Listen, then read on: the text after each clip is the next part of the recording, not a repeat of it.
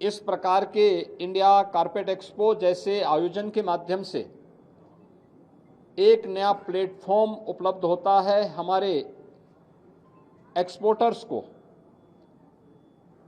क्योंकि अब तक यहाँ इनके पास हुनर था लेकिन इनके पास प्लेटफॉर्म नहीं था, मार्केट से लिंक नहीं थे। लेकिन अब सरकार के प्रोत्साहन के बाद ये सभी कुछ आगे बढ़ रहा है। अभी हाल ही में शारदीय नवरात्रि के प्रथम दिवस पर जीएसटी रिफॉर्म का लाभ हमारे व्यापारी, उद्यमी और आम उपभोक्ताओं को प्रधानमंत्री जी ने दिया है। अब केवल जीएसटी की 2 ही स्लैब रखी गई हैं, एक 5% की और एक 18% की। 12 और 28 के जीएसटी के स्लैब को समाप्त कर दिया गया। कारपेट को भी इसका लाभ प्राप्त होगा,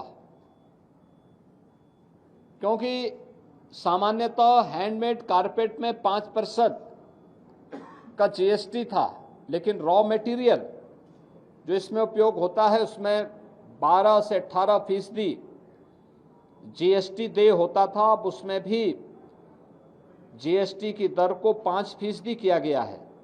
इसका लाभ सीधे सीधे कारपेट उद्योग से जुड़े हुए जो उद्यमी हैं, जो व्यापारी हैं, जो बुनकर हैं, उन सबको प्राप्त होगा। यूएस के टैरिफ को ध्यान में रखते हुए भारत सरकार ने दुनिया के तमाम देशों के साथ फ्री ट्रेड एग्रीमेंट करना प्रारंभ किया है।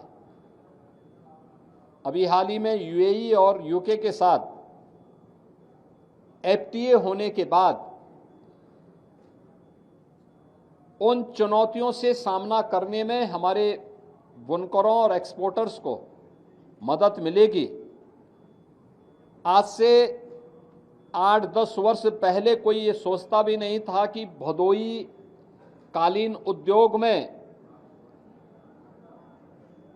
फॉरेन बायर्स आकर के यहाँ के बुनकरों के द्वारा बनाई गई कारपेट को खरीदने का काम करेंगे या उनको एक्सपोर्ट कर पाएंगे।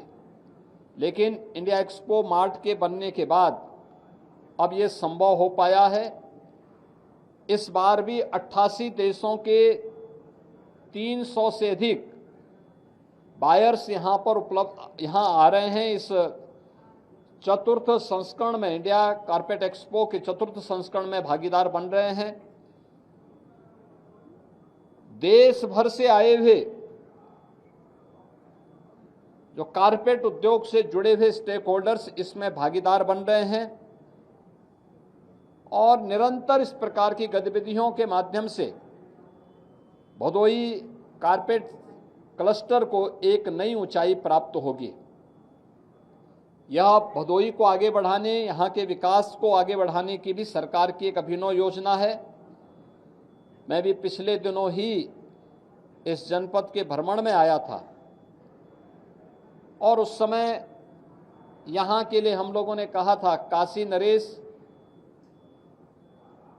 कॉलेज को विश्वविद्यालय के रूप में आगे बढ़ाने के लिए हमारे सारे प्रस्ताव, हमने विभाग से इसके बारे में सारी जानकारी मांगी है और मैं मानता हूँ बहुत शीघ्र भदोई जनपद को अपना एक विश्वविद्यालय भी प्राप्त होगा, जो भदोई में उच्च शिक्षा के साथ साथ यहाँ पे रोजगार के सृजन के लिए और कारपेट क्लस्टर जैसे क्षेत्रों के लिए स्किल मैन पावर की आपूर्ति करने में भी वो सहायक हो पाएगा।